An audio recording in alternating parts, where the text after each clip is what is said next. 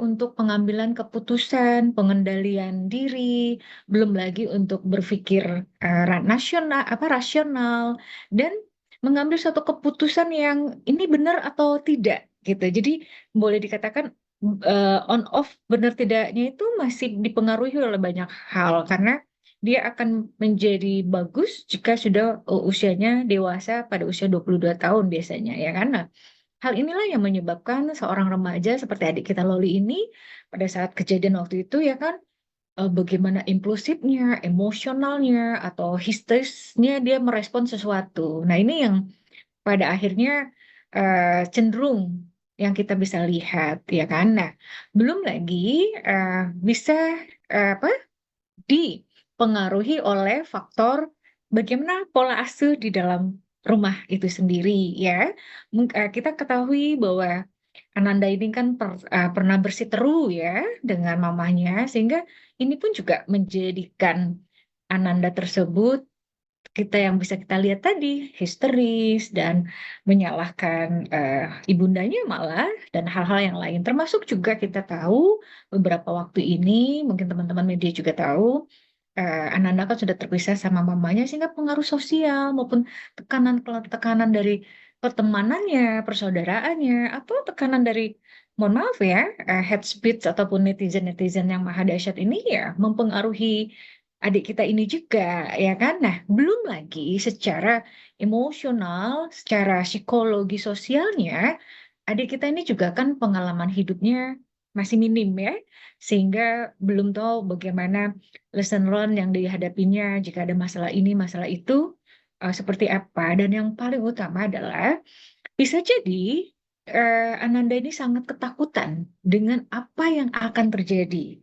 Karena tanda kutip bahwa bisa diketahui ya, mungkin dari media, mungkin dari banyak temannya, dan mungkin juga ada dari apa penyidik mungkin gitu kan bahwa semua harus diinterogasi dengan baik. Nah, khawatirnya kan pada saat sudah ada permintaan banyak hal ya, misalnya pernyataan, terus bagaimana cerita yang sebenarnya dan sebagainya, mungkin ada ketakutan seorang adik kita ini dia akan terjerat hukuman secara pidana karena kita tahu kan kalau melakukan satu tindakan aborsi ini kan bisa terjerat pidana, baik itu Undang-Undang Perlindungan Anak maupun KUHP. Walaupun di sini harus digarisbawahi bahwa seorang anak atau remaja dia tidak akan bisa dikenai pidana apabila dia melakukan aborsi itu atas kanan ancaman dari seseorang. Nah, ini kita bisa pastikan remaja tersebut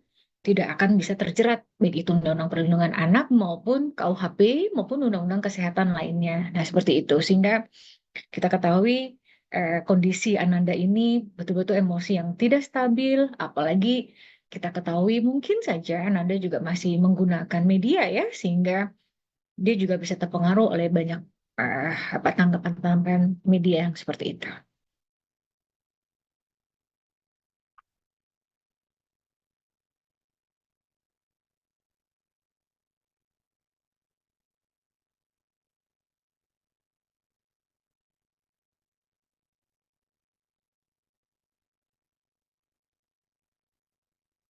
Ya, ya,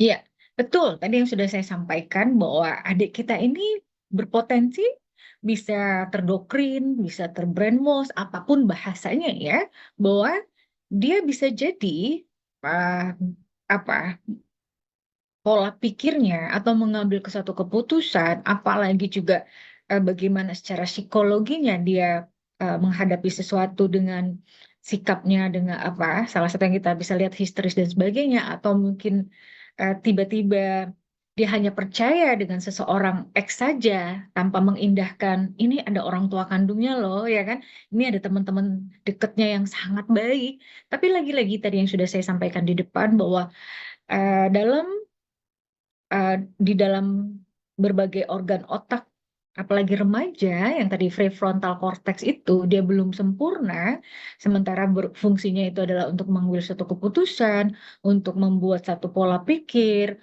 untuk bagaimana dia menyikapi sesuatu, ya.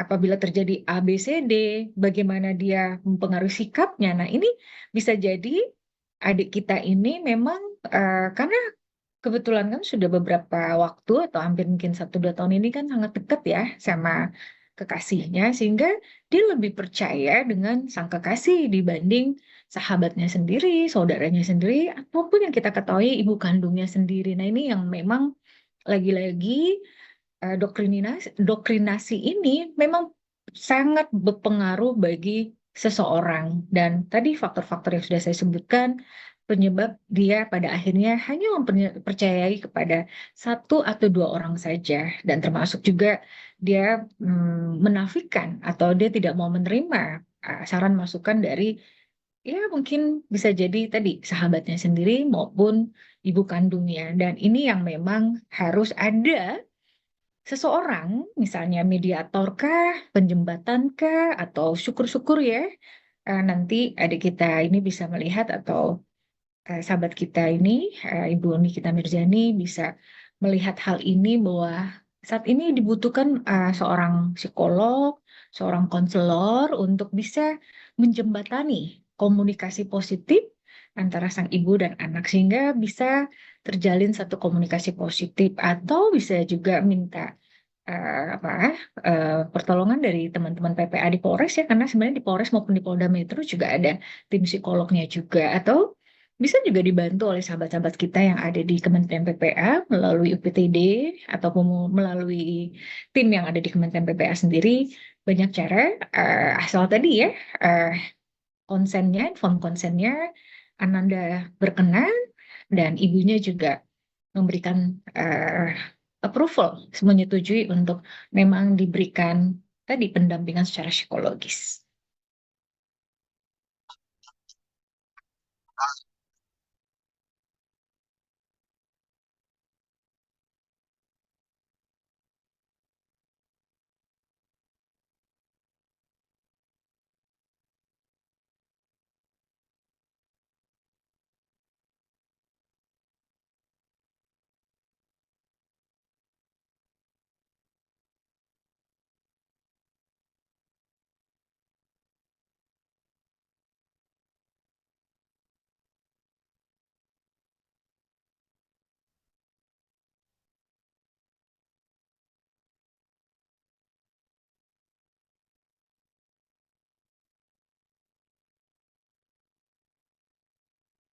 Iya, ya ini pembelajaran untuk para ibu-ibu di luaran sana bahwa jangan pernah juga kita langsung mengatakan bahwa oh, apa yang dilakukan seorang Nikita Mirzani adalah suatu kesalahan yang fatal gitu. Kita tidak tahu setiap keluarga itu mempunyai apa pengambilan sikap karena setiap keluarga kan mempunyai pola asuh tersendiri ya, dan mempunyai pendekatan-pendekatan bagaimana dengan internal ataupun keluarga kecilnya.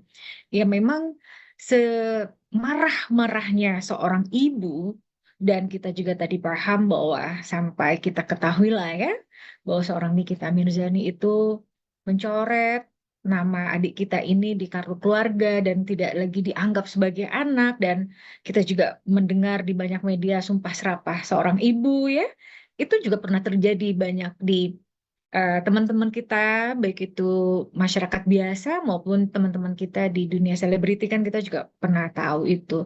Namun sekali lagi bahwa itulah emosional siapapun ya, emosional siapapun tidak terlepas dari artis atau mereka siapa, tidak, itu semua manusia, khususnya perempuan, pada saat terluka hatinya, ya kadang-kadang mengambil satu sikap yang ekstrim seperti itu. Nah, hari ini bisa kita lihat berapa waktu hari ini ya, bagaimana seorang Nikita Mirzani, seorang ibu yang melupakan masalah-masalah yang eh, dia pernah hadapi, namun satu hal yang dia fokus itu adalah menyelamatkan putrinya sendiri ya, putri kesayangannya yang dia tahu bahwa saat ini kondisi putrinya adalah betul-betul dalam keadaan yang harus ditolong, ya, baik itu secara fisik, psikis, maupun secara hal yang lainnya lah, secara sosial, sehingga kemarin dijemput dan sebagainya. Dan yang paling utama, poin pentingnya harus kita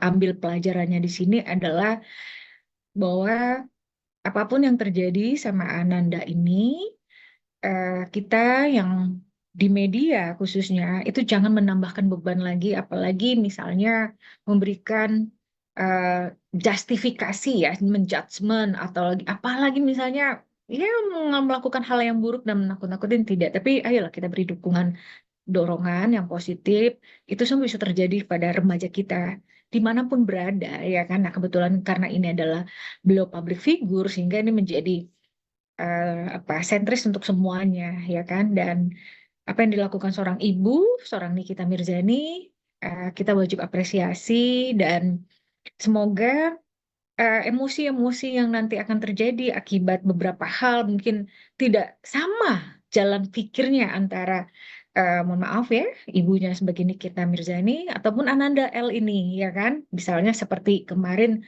kenapa dia tidak percaya dengan ibunya, malah percaya dengan pacarnya yang sudah melakukan dugaan ya, dugaan tindakan pidana, begitu kan? Sehingga yang hari ini dalam masa proses penyelidikan oleh Polres Jakarta Selatan. Nah, wajar pada akhirnya sang ibu ter tadi terpancing lagi emosionalnya. Nah, ini yang semoga nanti teman-teman media juga ingatkan bahwa tetap konsen dan fokus untuk menyelamatkan Ananda, anak kandungnya sendiri, dan apapun yang dilakukan Ananda ini lebih kepada dia tidak mempunyai pengalaman yang baik menghadapi permasalahan seperti ini, sehingga dibutuhkan orang-orang yang memang betul-betul murni ingin menolong tanpa ada eh, apa hal-hal yang dibalik itu.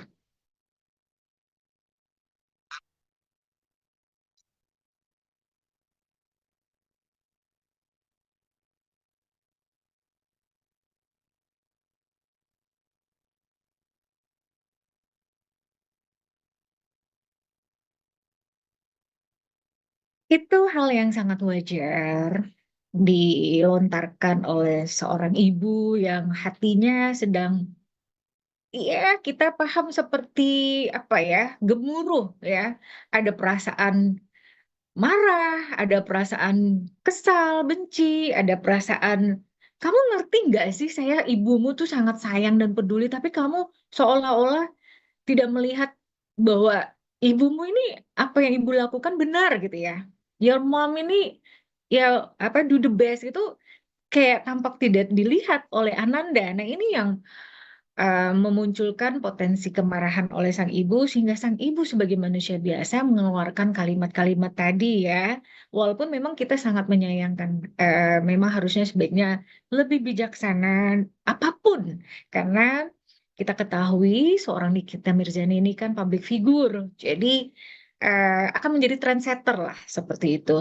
Namun sekali lagi kami sebagai sesama perempuan, ayo kita sama-sama mendukung, jangan menjadikan apa yang disampaikan seorang ibunda, ya kan, ini adalah sesuatu hal yang negatif dan sebagainya, tidak, tapi suatu hal yang sangat-sangat wajar. Setiap manusia, apalagi seorang perempuan yang dipicu oleh banyak hal ya, hormonal, psikologi, sosial, dan hal-hal yang lainnya, sehingga sangat wajar kalau sang ibu melakukan hal demikian. Namun sekali lagi, jika bisa disampaikan kepada seorang Nikita Mirzani, sampaikan bahwa dukung secara moral, dukung secara semuanya ya, secara holistik kepada Ananda L ini, dan pastikan bahwa apa yang bisa diberikan ini adalah bentuk dukungan perlindungan, dan harapannya adik kita L ini kan tidak terjerat dengan masalah pidana.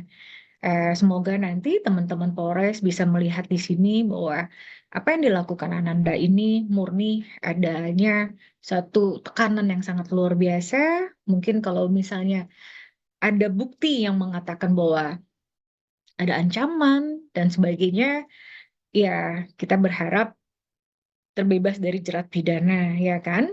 Dan kami sebagai praktisi perlindungan anak, kami berharap bahwa jangan selalu memberikan efek jerah kepada anak kita itu untuk mereka dititipkan pada lembaga perlindungan khusus anak atau yang biasa kita dulu kenal itu lapas ya atau penjara anak. Tidak, karena sebisa mungkin hal tersebut itu yang paling-paling akhir ya. Jika memang bisa direhab di tempat-tempat rehabilitasi, maksudnya rehabilitasi di sini bukan tempat gangguan jiwa, bukan ya, tempat-tempat yang menyenangkan lah, bersama teman-teman psikolog, bersama teman-teman apa dokter kejiwaan, atau bersama teman-teman yang pernah mengalami masalah-masalah seperti adik kita L ini, kenapa tidak gitu? Dan saya secara pribadi memohon dengan sangat, jangan pernah mendudukan siapapun yang mengalami tindak pidana, apalagi kita tahu ya, bukan tindak pidana yang tuntutannya 7 tahun penjara dan memang murni dilakukan oleh seseorang, misalnya kayak pembunuhan berencana, perampasan perampasan kendaraan, tapi dengan secara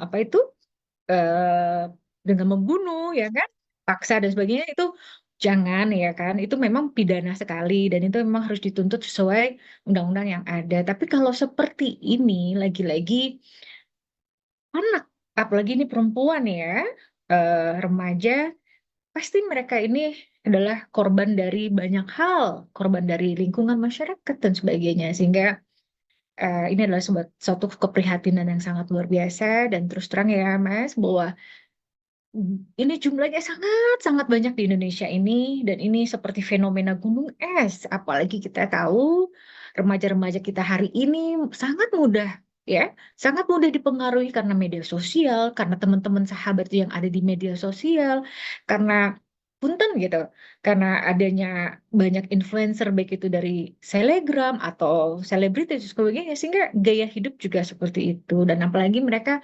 sangat mudah mengakses situs-situs yang memang pada akhirnya hormonal itu kan memicu ya. Ini ingat nih untuk para remaja di luaran sana bahwa adik-adik kita remaja ini starting dari perempuan ya yang berusia 10-12 tahun atau laki-laki 12-14 tahun, karena dia lagi masa tumbuh kembangnya, di mana di situ ada reproduksinya juga lagi meningkat, hormonnya juga seperti itu, sehingga keinginan untuk melakukan seksual itu kan tinggi. Nah, disinilah yang harus kita ingatkan kepada mereka bahwa sangat berbahaya, tidak hanya penyakit, tapi juga potensi kematian, misalnya kalau saat, mohon maaf, misalnya melakukan satu aborsi yang tidak benar, ya kan, itu kan bisa menghadapi kematian, ya kan, tapi juga jangan salah, bisa juga berpotensi kena pidana. Nah, ini yang kami sekali lagi eh, bahwa ayo kita rangkul remaja-remaja kita, kalaupun mereka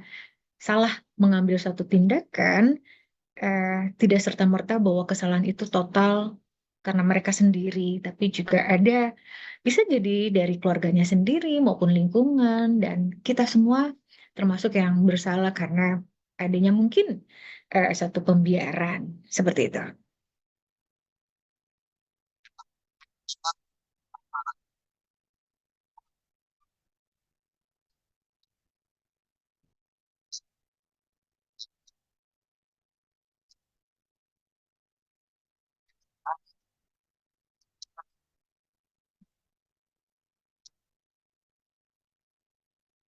Ya, pasti setiap manusia itu bisa berubah, Mas. Ya, manusia itu pada dasarnya adalah makhluk ciptaan Tuhan, makhluk Allah yang mereka sebenarnya punya sisi-sisi yang sangat-sangat positif. Oleh karena itu, yang paling utama, jika ingin menjadikan adik kita L ini ataupun adik-adik kita di luaran sana yang pernah hilaf ya, pernah melakukan satu kesalahan dan dianggap mungkin oleh orang tuanya kesalahan yang sangat-sangat besar, itu hal yang sangat wajar. Tapi apa yang harus kita lakukan? Ayo, mari kita buka hati kita, lapangkan dada kita, dan kita berikan melalui pendekatan psikologi itu, yaitu pertama ya, kita berikan empati. Kita berikan empati yang seluas-luasnya ya. Kita kita pahami dia dan kita sayangi dia tanpa syarat. Ini harus digarisbawahi. Berempati dan berikan sayang seluas-luasnya tanpa syarat. Tanpa dia harus misalnya akan sayang kepada saya sebagai ibu. No. Dia sayang kepada saya sebagai ibu. Alhamdulillah. Tidak, tidak apa-apa. Inilah saya sebagai seorang ibu yang kasih sayangnya luas seluas samudra. Begitu ya. Jadi berikan empati, rasa sayang yang luar biasa. Dan karena saya yakin seorang Nikita Mirzani mempunyai mempunyai hal yang bisa untuk melakukan, ya kan? Misalnya, ayo bersama teman-teman psikolog lakukan satu terapi. Nanti bisa dipilih mau terapi apa, ya kan? Bisa terapi perilaku, bisa eh, terapi kognitif, bisa terapi-terapi yang menurut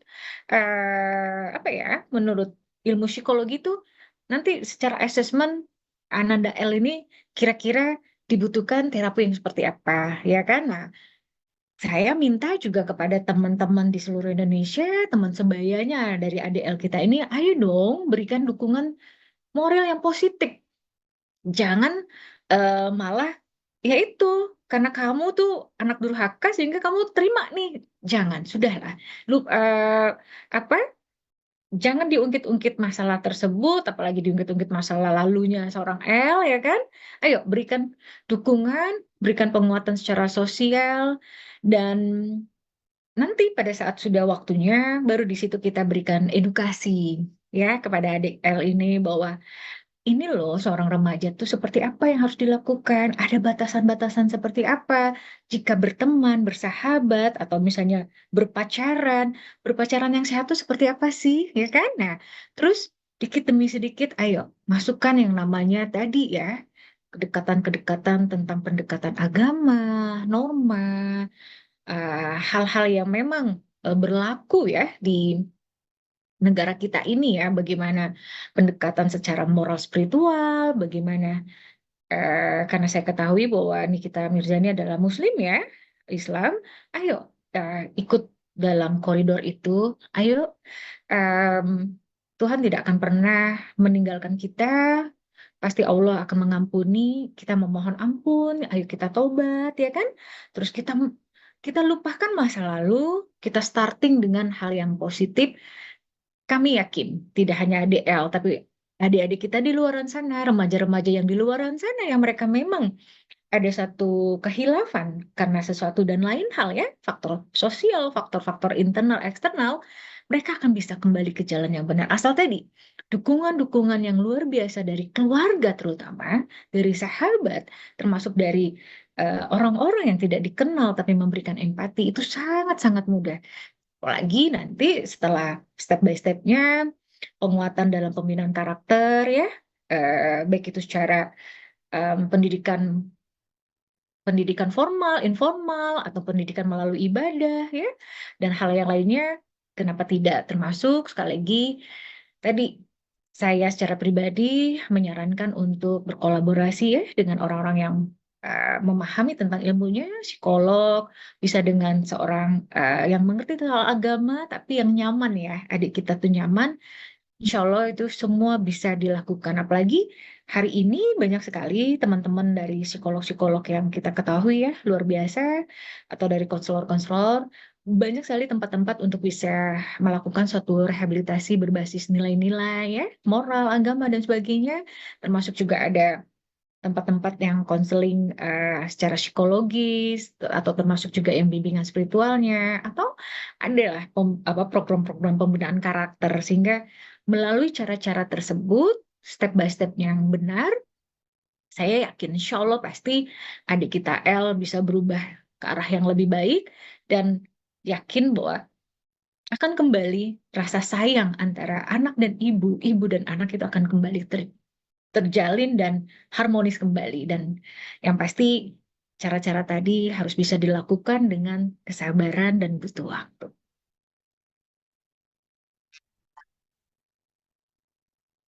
Sama-sama. Iya. Iya, nggak apa-apa. Yang pasti kalau saya memang fokus untuk